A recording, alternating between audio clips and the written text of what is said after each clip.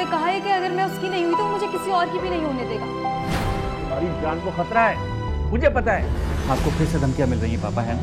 अगर जल्द कोई सूरत नहीं निकली तो बहुत मसला हो जाएगा। असल में उसकी मौत उसे यहाँ खींच लाई है, मौत।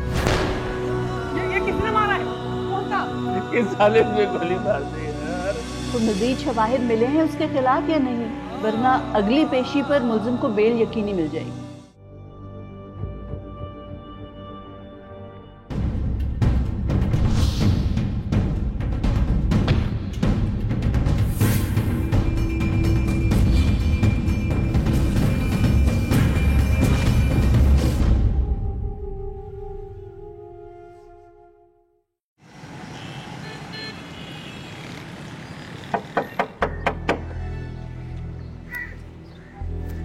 अरे शकील, तुम रिहा हो ही गए।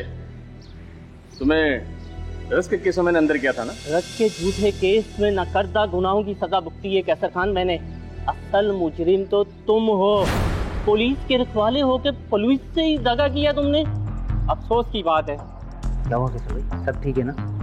ये है एक मुजरिम जिसे रंगे हाथों मैंने पकड़ा था, आज जेल से रिहा होके आया है। वो मुझे धमका रहा है। इसे ये पता ही नहीं है कि मरा हुआ हाथी भी 1.25 लाख का होता है। मैं पुलिस से रिटायर हुआ हूँ, मगर मेरे हाथ अभी बहुत लंबे हैं। मेरा गुनाह सिर्फ इतना सा था कि मेरे पास तुम्हें रिश्वत देने के लिए पैसे नहीं थे। इतने वर्ष की मैंने सजा तो काट ली है, लेकिन याद रखना कैसर खान, मैं तुम्हें नहीं छोड़ूंगा। अच्छा, धमकी? अबे मुझे धमकी दे रहा? मुझे डराने की कोशिश कर रहा है? चल जा, जो करना कर ले, चल निकल। अभी जाओ। करूंगा तो मैं जरूर। अब सिर्फ तुम नहीं, तुम्हारी पूरी नस्ल इस बात का हमेशा भुगतेगी, याद रखना तुम। चल निकल यहाँ से, चलो चलो लोग आप परेशान नहीं हो। मुझे काहे की परेशानी है? मैं पुलिस वाला हूँ, ऐसी धमकियों को खातिर में नहीं लेके आता हूँ मैं। और फिर मुझे फिक्र क्या यार, मैं तो कहाँ हूँ, अकेला।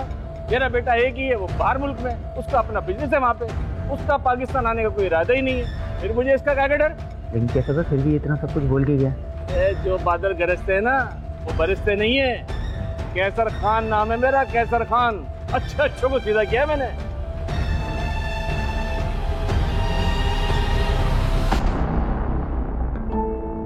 पापा मैं क्यों ना वापस आऊं, और आखिर कब तक? मैं तुम्हें समझा रहा हूँ तो तुम्हारी समझ क्यों नहीं आ रही? किसी वजह से मना कर रहा हूँ ना मैं तुम्हारे को। तुम्हारी जान को खतरा है, मुझे पता है। मैं क्यों समझा रहा हूँ तुम्हारे को? पापा आप भी तो वही हैं, और मैं जब वापस आ जाऊंगा तो मेरी जान को कैसा खतरा?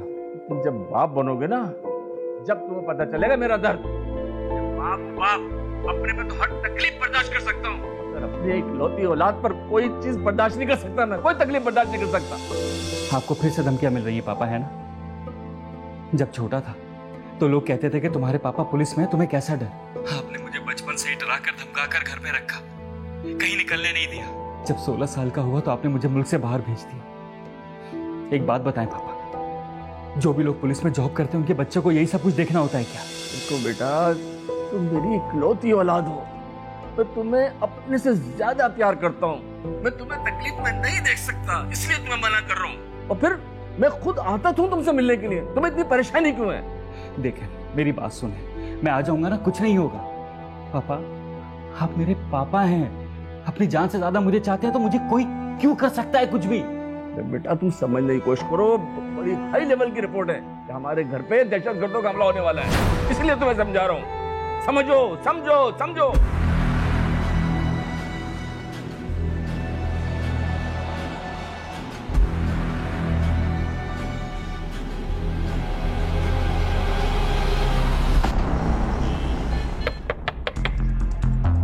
अब बेटे मैं देखता हूँ।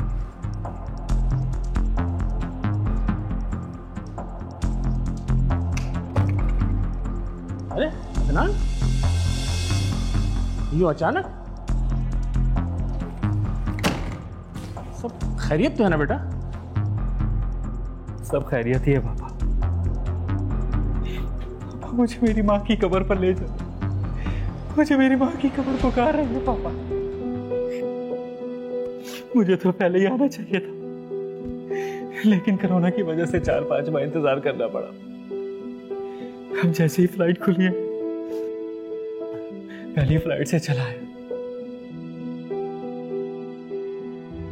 पापा ये कौन है? बेटा ये मेरे मरहूम दोस्त की बेटी है। इनके वालिद की पेंशन का मसला अटका हुआ है, उसी सिलसिले में आई है। हेलो, हाय मदनान। हेलो। अच्छा कैसर साहब, अब मैं चलती हूँ, मगर याद रखिएगा कि मुझे पैसों की बहुत सख्त ज़रूरत है। अगर जल्द कोई सूरत नहीं निकली तो बहुत मसला हो जाएगा। कोशिश कीजिएगा कि जल्द से जल्द कोई सूरत हाल निकल आए, वरना मुझे बहुत बड़ा नुकसान उठाना पड़ेगा। नहीं, आप फिक्र ना करें, मैं जल्द से जल्द काम कराऊंगा इंशाल्लाह। आपका, आप बेफिक्र हो जाएं, आपका काम हो जाएगा इंशाल्लाह, आप बेफिक्र हो जाएं। ठीक है, मैं अब चलती हूँ। ठीक है।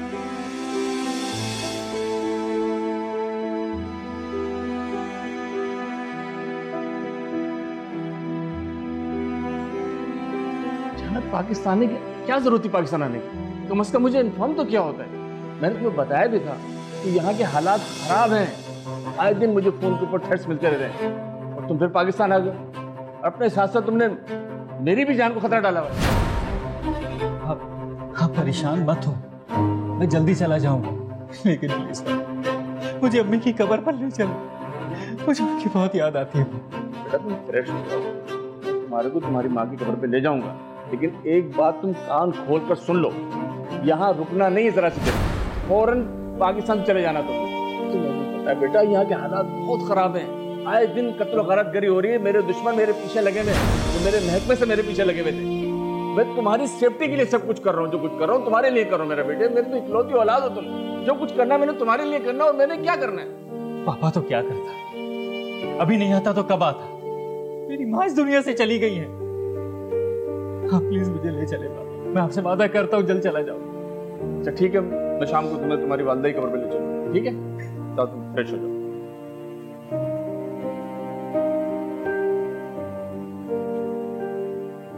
यार वसीम, क्या हाल है, कैसे हो?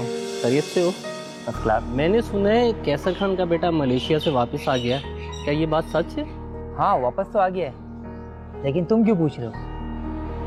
ये मत पूछो कि मैं क्यों पूछ रहा हूँ, ये पूछो कि वो वापस क्यों आ गया है। असल में उसकी मौत उसे यहाँ खींच लाई है, मौत।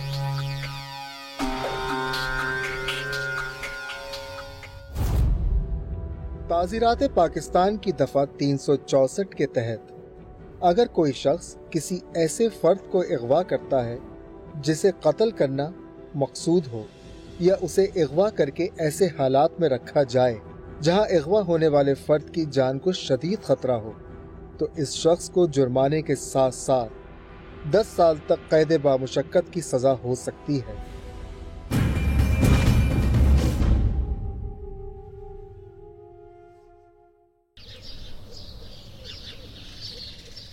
क्या मिलने नहीं आ सकते? लेकिन तुम तो पाकिस्तान आए इसलिए थे ताकि आमिर से मेरी जान छुड़ाकर मुझे हमेशा हमेशा के लिए अपने साथ लेकर जा सको, लेकिन तुम तो खुद अपने घर में आकर कैद हो गए हो। देखो मैं जानता हूँ तुम्हारा कजन एक नंबर का, मगर मैं क्या करूँ? पापा से बात की थी, वो नहीं मानते, मेरी जान को खतरा है, कोई मुझे मार देगा।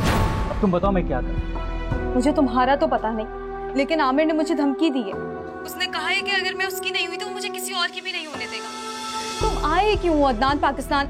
मुझे तो आना ही था, माँ की कब्र पे हाजिरी जो देनी थी, और फिर वो घर कितनी मोहब्बत से तामीर कराया था मैंने कि हम दोनों वहाँ हमेशा खुश रहेंगे, एक साथ रहेंगे, लेकिन अब उसे बेचने की नौबत आ गई। तो परेशान मत हो, 1-2 दिन में सब ठीक हो जाएगा। ठीक है, जो भी करना है प्लीज जल्दी करो, ऐसा ना हो बहुत देर हो जाए।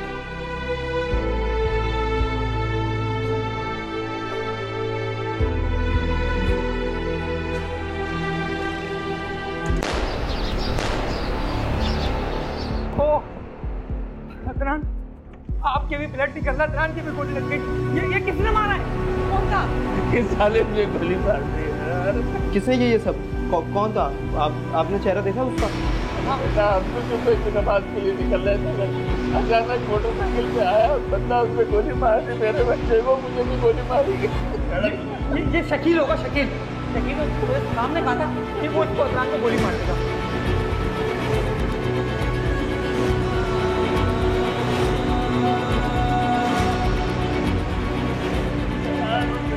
सर आपने बहुत खून निकलना है, मैं इनको हॉस्पिटल लेके जा रहा हूँ, तो पुलिस को कॉल करो और इधर ही रहना, कहीं जाना मत, ठीक है सर? चलो उठे आप, सर आए, आपके बहुत ब्लड निकल रहा है सर, जल्दी आए।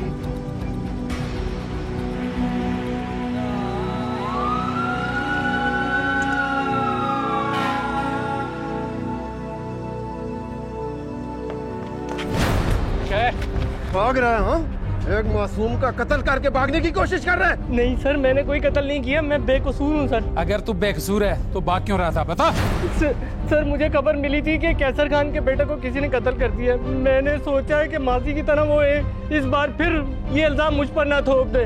आप यकीन माने मेरा इस कत्ल से कोई ताल्लुक नहीं है सर। अगर तेरा ताल्लुक नहीं है ना, तो तूने कैसर खान को मोहल्ले वालों के सामने सरेआम धमकियां दी थी और ये भी कहा था कि तुम्हारी आने वाली नस्लें इसका खमियाजा भुगतेंगी। बोल, बात है या नहीं? बता ना, जल्दी बता। जी कहा था सर, मैं गुस्से में था। मैं एक गरीब मजदूर कमजोर इंसान, भला इस बारे में कैसे सोच सकता हूँ सर? इसका फैसला तो अदालत करेगी। दे चलो इसे, चलो चलो। इंस्पेक्टर साहब, मुल्जिम शकील का रिमांड मिले 5 रोज हो गए, तो मजीद शवाहिद मिले हैं उसके खिलाफ या नहीं? वरना अगली पेशी पर मुल्जिम को बेल यकीनी मिल जाएगी। आमना साहिबा, वो आदी मुजरम है और इतनी जल्दी वो नहीं उगलेगा। और उसने कैसर खान को सरेआम कत्ल की धमकियां दी और उसके सेल फोन की लोकेशन भी उसी मोहल्ले की। इंस्पेक्टर साहब, सेल फोन की लोकेशन तो इस वजह से उस मोहल्ले की थी क्योंकि वो उस मोहल्ले में रहता है। देखिए, धमकियां देना और बात है, कत्ल करना बिल्कुल और बात। ना तो आपके पास कोई मुल्जिम के खिलाफ चश्मदीद गवाह है, कैसर तक ने तो हमला आवर की शक्ल नहीं देखी, ना ही किसी ने हमला आवर की मोटर बाइक की नंबर प्लेट नोट की, और ना ही मुल्जिम से आपको आला कत्ल मिला।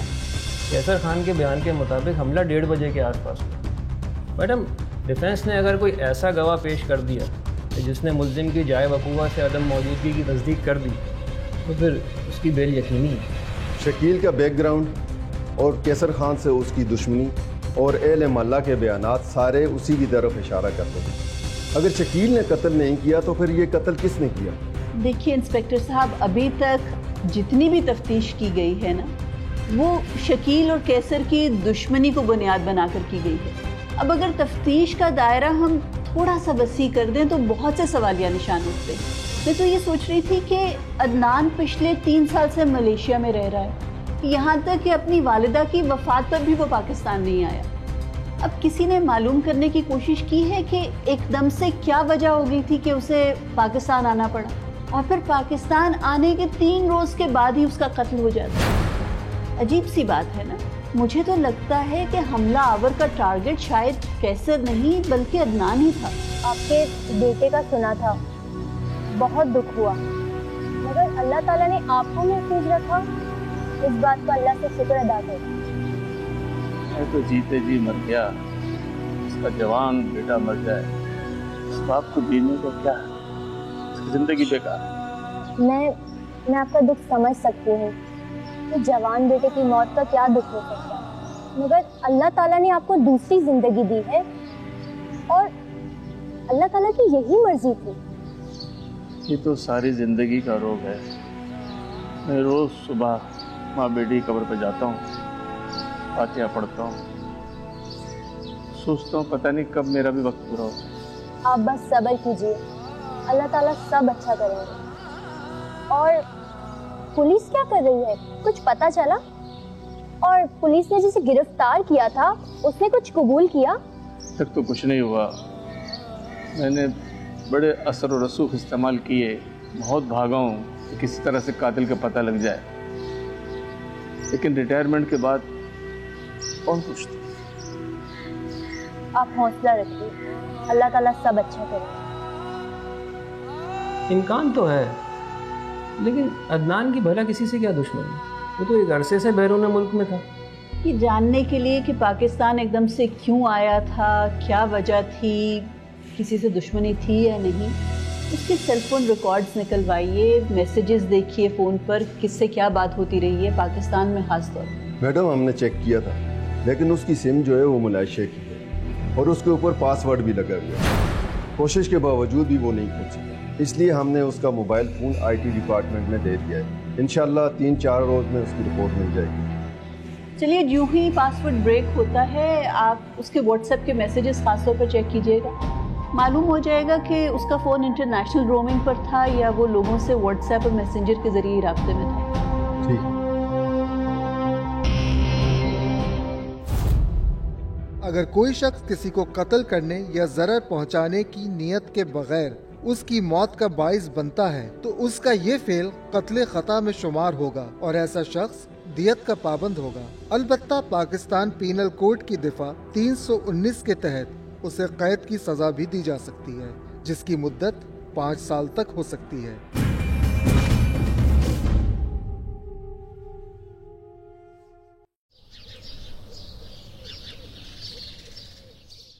आप और अदनान के व्हाट्सएप मैसेजेस चीख के कह रहे हैं कि आपने उसे पाकिस्तान आने पर मजबूर किया। वो सिर्फ पाकिस्तान ही नहीं आया था, बल्कि यहाँ आने के बाद पूरे 2 लाख रुपए आपके अकाउंट में ट्रांसफ़र किए। और ये फिर अचानक क्या बात हुई कि आपने एक सोने का अंडा देने वाली मुर्गी को कत्ल ही कर दिया? मैंने उसे कत्ल नहीं किया। मैं क्यों उसे कत्ल करूंगी? तो फिर किसने किया उसे कत्ल? इन मैसेजेस के मुताबिक तो आपने ही उसे फौरी शादी के लिए और जल्द से जल्द पाकिस्तान छोड़ जाने के लिए दबाव डालती रही। क्यों? सर, ये सब कुछ मैंने उस आमिर की वजह से किया था। आमिर? ये आमिर कौन है? आमिर मेरा कज़न है। वो बहुत बदमाश है।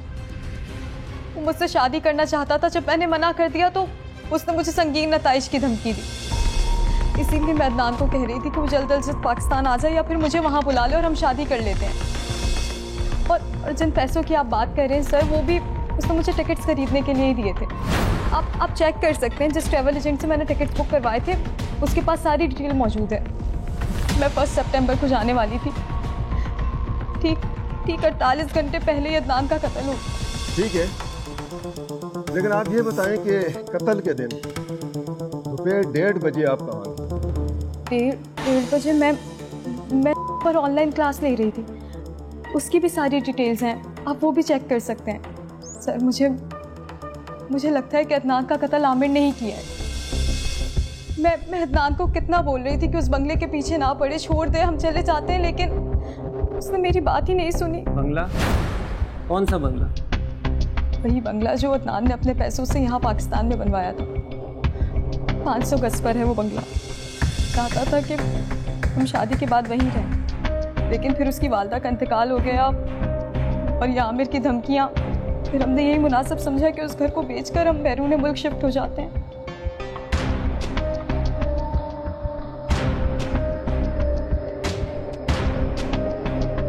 बंगला? कैसा बंगला? उससे बंगला खरीद लिया क्या तुमने? मेरा जो कुछ भी था मेरे बेटे का था। अच्छा, क्या अदनान आपको हर माह बाहर से पैसे भिजवाता था? हाँ, भेजता था। इसका मकसद कोई प्रॉपर्टी लेना थोड़ी था। वो तो बस अपनी खुशी से पैसे भेजता था। हालांकि मैंने उसे कितनी बार मना किया, बेटा हमें इतनी पेंशन आती है कि हम यहाँ भी गुजारा हो जाए, लेकिन नहीं मानता था। बहुत लाइक बेटा था। अच्छा, मौत से चंद रोज़ पहले अदनान ने आपसे किसी प्रॉपर्टी का, किसी बंगले की फ़रोख्त का जिक्र किया था? नहीं, ऐसी कोई बात नहीं। ये लगता है वो लड़की आप लोगों को गुमराह कर रही है। हो सकता है वो लड़की साजिश में शामिल है, क्योंकि अदनान तो मासूम था। जाल में फंस गया, फंस गया।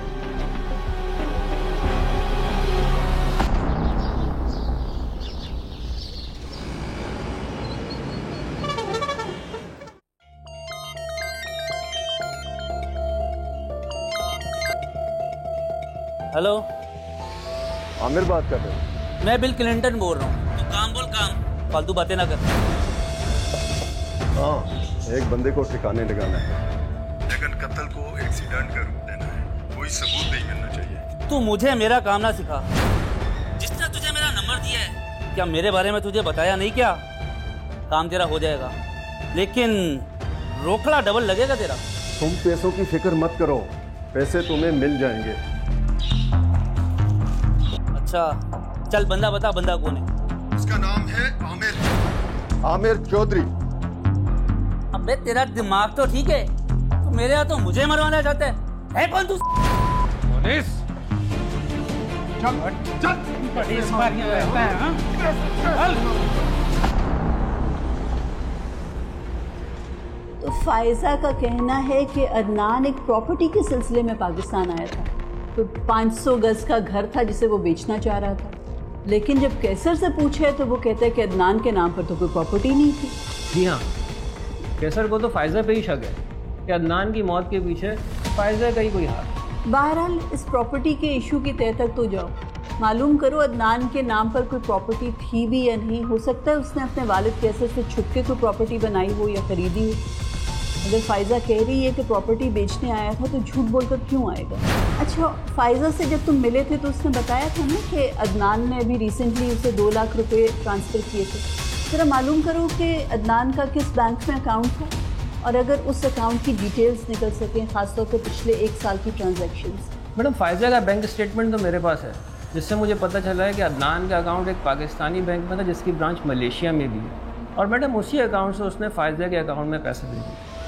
अदनान की ट्रांजैक्शन डिटेल्स की भी सारी डिटेल्स मालूम हो जाएंगी, थोड़ा टाइम लगेगा लेकिन मैं पता कर लूँगा।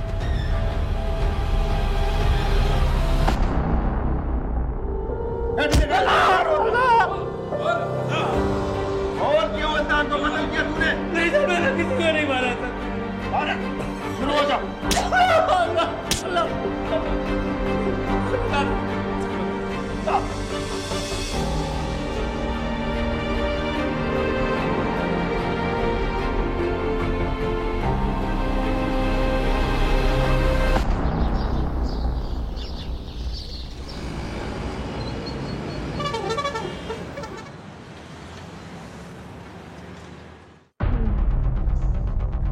बैंक अकाउंट स्टेटमेंट्स को देखकर तो साफ नज़र आ रहा है कि अदनान पिछले 2 सालों में काफ़ी बड़ी रकम पाकिस्तान भिजवाता रहा है। बहुत सी ट्रांजैक्शंस हुई है तो।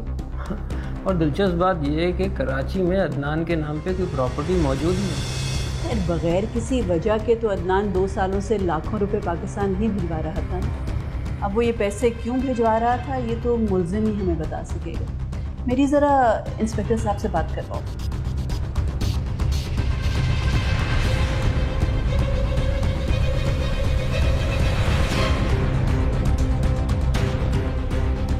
जी अस्सलाम वालेकुम आयो साहब, आमना कबीर बात कर रही हूँ।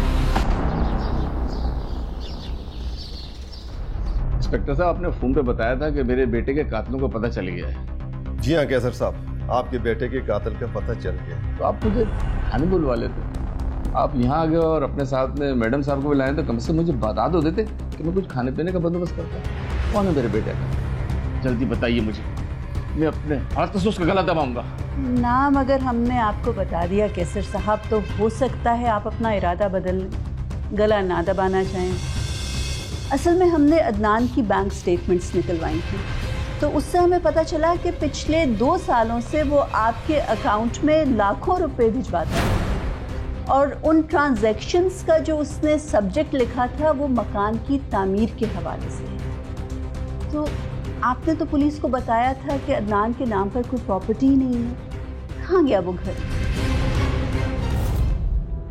ताज़ीरात पाकिस्तान की दफ़ा 301 के तहत अगर कोई शख्स ये जानते बूझते भी कि उसके इस अमल से किसी की मौत भी वाक़ई हो सकती है, लेकिन उस शख्स के अमल से उसके हदफ के बजाय किसी दूसरे फर्द की मौत वाक़ई हो जाती है, तो इस सूरत में भी उसे कत्ल अम्द का मुजरिम करार दिया जाएगा और दफ़ा 302 के तहत उसे सज़ाए मौत या उम्र कैद की सज़ा मिलेगी।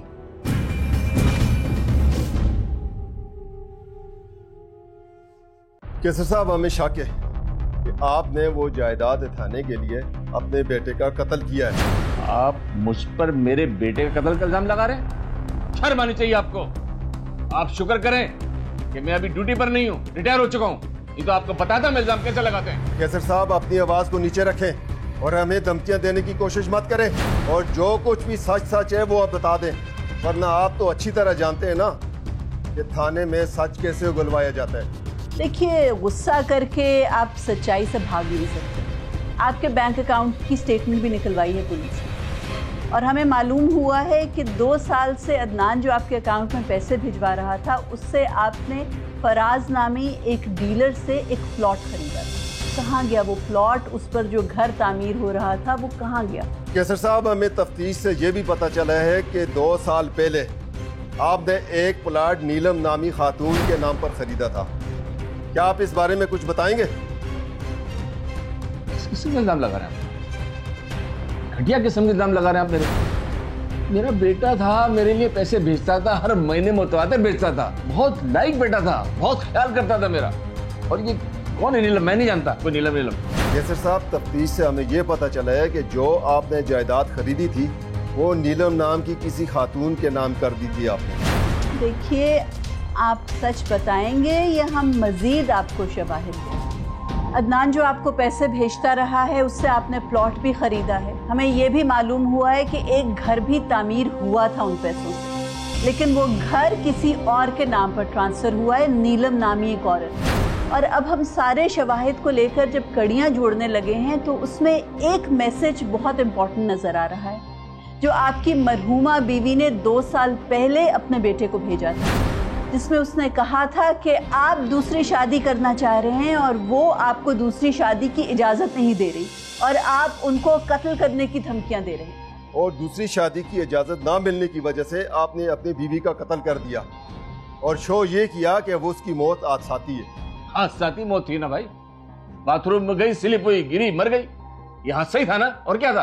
खैर, आपकी मरहूमा बेगम का वो जो पुराना मैसेज है, उसकी बुनियाद पर हम अदालत में एप्लीकेशन दायर कर सकते हैं कि मरहूमा की कब्र कुशाई की जाए, क्योंकि हमें शक है कि उनकी मौत हादसाती नहीं थी बल्कि उन्हें कत्ल किया। देखिए कैसर साहब, इस वक्त जितने सबूत और शवाहिद हमारे पास मौजूद हैं, आपके गिर्द घेरा तंग होता जा रहा है। आपकी बेहतरी अब इसी में है कि आप जो सच है वो कबूल कर लें, वरना थाने में आपके साथ क्या होना है, आप सिर्फ वक्त ज़ाया करेंगे, अपनी इज्जत को मजीद दाव पर लगाएंगे। बता दीजिए क्या हुआ, ये नीलम कौन है, प्रॉपर्टी का क्या चक्कर था, और बेटे को आपने क्यों कत्ल किया? मैं जानता था कि नीलम मेरी जिंदगी तबाह कर देगी, मगर मैं क्या करता? उसकी मोहब्बत में अपने होश और हवास खो बैठा था। नीलम, मैंने बड़ी कोशिश की कि अपनी बीवी को समझाऊं, लेकिन वो मान ही नहीं रही। अब तुम ही बताओ, किस तरह से राजी करूं उसको? घर वाले तो मेरे भी राजी नहीं होंगे एक बुजुर्ग आदमी से शादी करवाने में। कल को आपको कुछ हो जाए तो मेरे नाम क्या होगा? हाँ, 3-4 करोड़ रुपए का घर अगर आप मेरे नाम लगवा दें तो मेरे घर वाले राजी हो जाएंगे आपसे शादी करवाने में। 3-4 करोड़ का तो कोई मसला नहीं है नीला, वो तो मैं कर लूंगा, लेकिन सबसे अहम मसला है मेरी बीवी को राजी करने का। वो दूसरी शादी के लिए मान ही नहीं रही है, किसी हाल में नहीं मान रही है। उसका बताओ मुझे क्या करना चाहिए? क्या करना चाहिए? आप तो पुलिस में रह चुके हैं, आपको पता है कि लोगों को अपने रास्ते से कैसे हटाना। तुम ठीक कह रही हो, मुझे ही कोई ना कोई रास्ता निकालना होगा। वैसे 3-4 करोड़ रुपए हैं आपके पास मकान के लिए? बस फिक्र ना करो तुम, अभी जब से रिटायर हुआ हूं ना मैंने कोई पैसा गवर्नमेंट से नहीं लिया है। और दूसरे है कि मेरा बेटा लाखों रुपया मेरे को हर महीने बेचता है। पैसों का मेरा मसला कोई नहीं है, पैसे बहुत। चलें फिर शादी की तैयारियां शुरू करते हैं, आप मकान देख लें। तुम ठीक कह रही हो, मुझे देर नहीं करनी चाहिए। तो शादी के लिए मैंने अपनी पहली बीवी को कत्ल कर दिया, इसलिए कि वो शादी की इजाज़त नहीं दे रही।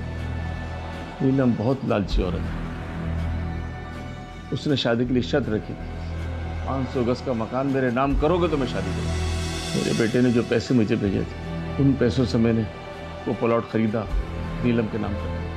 मुझे यकीन था कि अदनान कभी वापस नहीं आएगा। अरे तुम्हें देख के तो अब जिंदा हैं, अब रहा क्या है? हाँ, वो बेवकूफ ने तो रट लगाई हुई है, बंगला बेचो, बंगला बेचो। क्या इसका दिमाग ठीक है? उसे कह दो कि वो बंगला मेरा है और अगर उसकी तरफ किसी ने आंख उठाकर भी देखा ना तो मैं उसकी आंखें नोच लूंगी। बिल्कुल ठीक कह रही है, बिल्कुल ठीक कह रही है। वो बेवकूफ़ तो यही समझ रहा है ना कि जो मुझे लाखों रुपए हर महीना भेज रहा है, मैंने उसके नाम से बंगला खरीद लिया। मगर उस बेवकूफ़ को क्या पता कि वो बंगला उसके नहीं बल्कि उसकी छोटी माँ के नाम है। जबकि उसकी माँ को मैंने इसलिए कत्ल किया था कि वो दूसरी शादी की इजाज़त नहीं दे रही। तो फिर उसे बता दो और कह दो जितना रोना है रो ले, वो बंगला मेरा है। बिल्कुल तुम्हारा है, तुम्हारे ही नाम पर है मेरी जान, तुम टेंशन क्यों ले रही हो? मैं उसे इतना डरा दूंगा कि वो घर से बाहर ही नहीं निकलेगा। और हो सकता है कि मैं कुछ चक्कर चला के उसे घर से बाहर भेज दूं। तुम बेफिक्र रहो मेरी जान। अच्छा मैं बाद में बात करता हूँ। तुम? मैं तो आपको फरिश्ता सिफत बाप समझता था। आप तो बहुत बुरे हैं। आपने मेरी मां को कत्ल कर दिया। कातिल है आप। मैं तो यही समझता रहा था कि मेरी मां वॉशरूम में स्लिप होकर मरी है, लेकिन नहीं। आपने उस 2 टके की लड़की के लिए मेरी मां को मार दिया। अमीर से बात करो। वो तुम्हारी माँ है? नहीं है वो मेरी माँ। मेरी माँ वो थी जिसे आपने कत्ल कर दिया। बहुत प्यार करती थी वो आपसे। मैं तो यही समझता रहा कि मैं पैसे भेज रहा हूँ, मेरा बाप मेरे लिए घर बना रहा है, लेकिन नहीं।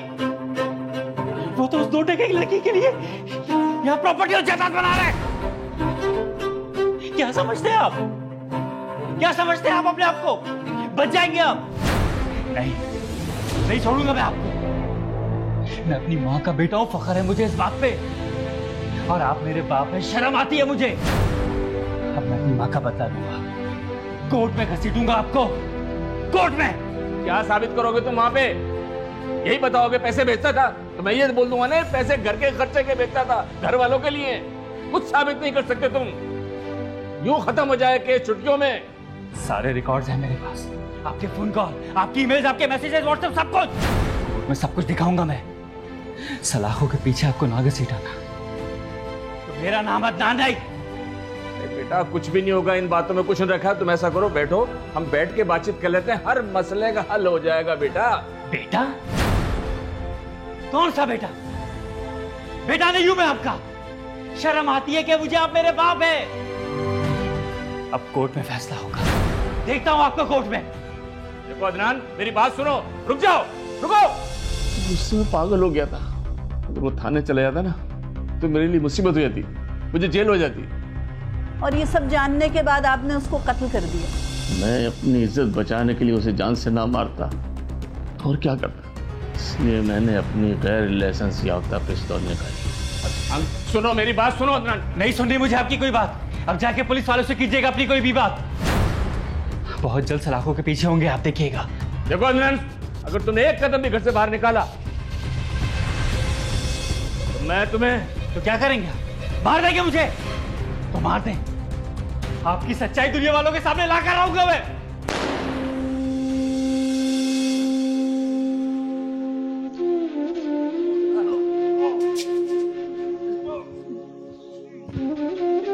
मैंने अपने हाथों से अपने बच्चे को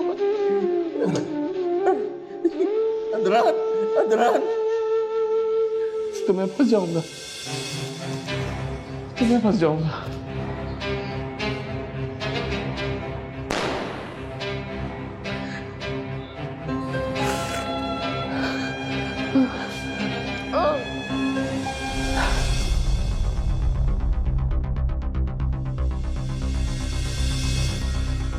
बचाओ, बचाओ। चले आप हमारे साथ। तारिक ले चलो उनको। पेश किए गए शवाहिद, वकला की बहस और मुल्जिम कैसर खान के अतराफ़ जुर्म के बाद ये अदालत इस नतीजे पर पहुंची है कि मुल्जिम कैसर खान ने अपने बेटे और अपनी पहली बीवी आयशा कैसर खान को कत्ल किया, जबकि अपनी पहली बीवी आयशा के कत्ल को हादसे का रंग दिया और अपने बेटे के कत्ल को कातलाना हमले का शाखसाना बनाया। लिहाजा ये अदालत ताज़ीरात पाकिस्तान की दफ़ा 302 के तहत इस दोहरे कत्ल की वारदात में कैसर खान को मुलव्वस पाते हुए 2 बार सजाए मौत का हुक्म सुनाती है, जबकि आमिर और शकील को इस केस से बाइज्जत बरी किया जाता है। अदालत बर्खास्त की जाती है। अगर आप भी कोर्ट नंबर 5 में कोई केस पेश करना चाहते हैं तो हमें ईमेल करें court5@sama.tv।